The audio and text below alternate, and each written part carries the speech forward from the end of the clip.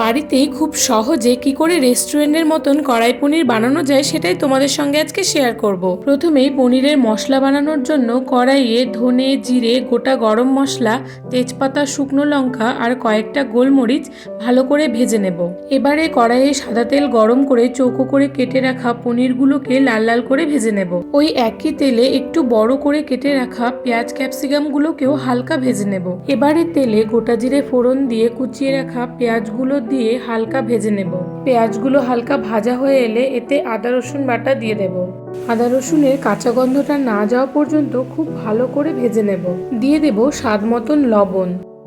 এবারে এতে বেশ খানিকটা টমেটো বাটা দিয়ে খুব ভালো করে কষিয়ে নেব।